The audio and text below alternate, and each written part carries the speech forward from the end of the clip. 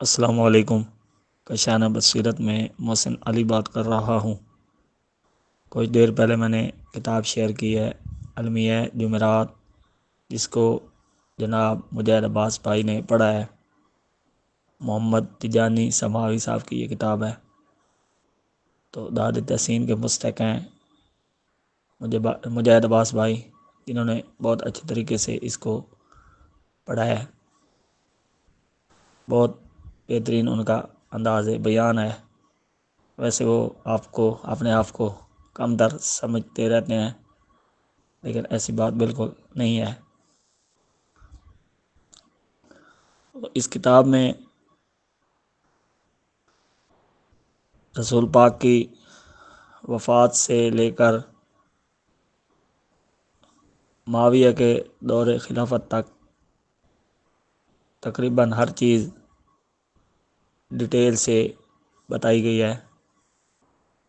ویسے تو کچھ کتابیں پڑھی ہیں، ان میں بھی ان چیزوں کی تفصیل موجود ہے، یعنی ان میں بھی یہ چیزیں پڑھی ہیں، لیکن تجانی سماوی صاحب کا انداز بیان مجھے بہت پسند آیا، اور انہوں نے ہر ایک مسئلے کو، ہر ایک چیز کو بڑی تحقیقی انداز سے وضاحت کے ساتھ اور اہل دانش حضرات کے لیے کچھ سوالات چھوڑتے ہوئے ان چیزوں کو بیان کیا ہے۔ اگرچہ ان عنوانات کا ذکر دوسری کتابوں میں مل جائے گا، لیکن انہوں نے ہر مسئلے پر جو تحقیق کی ہے، اس میں پڑھنے والوں کے لیے کافی معلومات موجود ہے۔ ویسے تو اتنا جو علم ہمارے ذہن میں نہیں سماتا، یعنی اتنی دانش نہیں ہے کہ مکمل کتاب کا احاطہ کیا جائے، لیکن پھر بھی ابتداً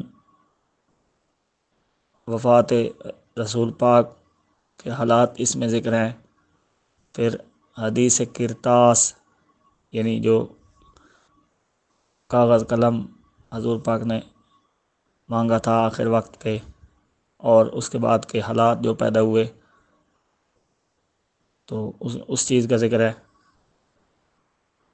پھر اسی میں کچھ اہل سنت افراد نے کچھ وجوہات بتائیں کہ کس وجہ سے کاغذ قلم نہ دیا گیا، تو ان چیزوں کو بھی اپنی تحقیق سے مصنف نے رد کیا ہے۔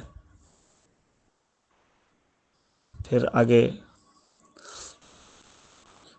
جو خلفاء کے دور رہے ہیں، یعنی پہلا خلیفہ کس طرح بنا، دوسرا، تیسرا، اور پھر مولا علی علیہ السلام، تو ان کے بھی تفصیلی حالات اس کتاب میں موجود ہیں۔ پھر معاویہ کے حالات زندگی اور اس کے جو کارنامے ہیں وہ بھی اس میں درج ہیں۔ تو باقی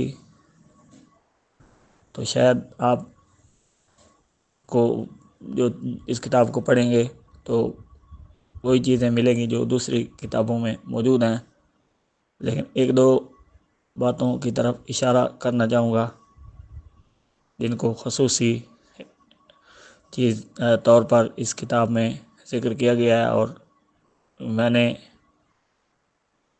ان کو پہلی دفعہ ریڈ کیا ہے، جس میں اسی کتاب کی آڈیو نمبر 16 جو تقریباً 43 منٹ کی ہے، تو اس پوری آڈیو میں ایک وصیت نامہ ہے، یعنی ایک نصیحت سمجھ لیں کہ جو مولا علی علیہ السلام نے مالک اشتر کو، جب وہ گورنر، غالباً مصر کے گورنر ان کو بنا کے بھیجا تھا، تو انہوں نے ایک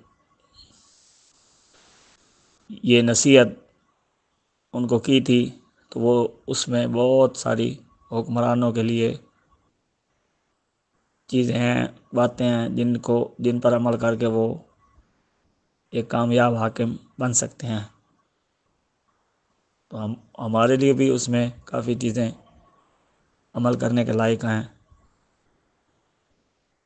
پھر تقریباً 20-30 اقوال مولا علی علیہ السلام کے انہوں نے لکھے ہیں، وہ بہت اعلیٰ قسم کے ہیں، مطلب وہ ہماری زندگی کے لیے بہت قیمتی ہیں۔ پھر امام حسن علیہ السلام کو مولا علی علیہ السلام نے نصیحت کی ہے، تو وہ بھی بہت بہترین ہے، اس میں بھی ہمارے لیے کافی سبق مضمر ہے۔ تو باقی جو اپنوں نے بے وفائیاں کی وہ بھی اس کتاب میں ذکر ہیں مولا علی علیہ السلام کے دور میں۔ پھر مولا علی علیہ السلام کے ماننے والوں پر جو ظلم کیے گئے امیر شام کی طرف سے، ان چیزوں کا ذکر ہے۔ اور پھر جو حدیثیں بنانے کا سلسلہ ہے وہ بھی اس میں ڈیٹیل سے درج ہے۔ اسی طرح کافی عنوانات جو مکمل ذہن میں ابھی نہیں ہے، لیکن یہ ایک بہت بہترین کتاب ہے، اس کو ضرور آپ ریڈ کریں، بالخصوص وہ لوگ ضرور اس کو ریڈ کریں جو یعنی شروع سے مذہب حقہ کے پیروکار نہیں تھے، بعد میں انہوں نے یہ مذہب حقہ اختیار کیا ہے۔ تو اگر وہ اپنی معلومات میں اضافہ کرنا چاہتے ہیں تو اس کتاب کو ضرور ریڈ کریں۔ انشاءاللہ جلد ہی کسی اور کتاب کو ریڈ کر کے اس کا ریویو دینے کی کوشش کروں گا۔ اللہ پاک اسی طرح آپ کی اس کوشش کو اپنی بارگاہ میں قبول فرمائے، اور اسی طرح ہم جیسے لوگوں کی خدمت جو بھائی بہنیں کر رہے ہیں کشانہ بصیرت کی ٹیم کی صورت میں، تو اللہ پاک ان کو دن دگنی رات دگنی ترقی عطا فرمائے۔ اللہم صلی علی محمد و آل محمد وعجل فرج آل محمد۔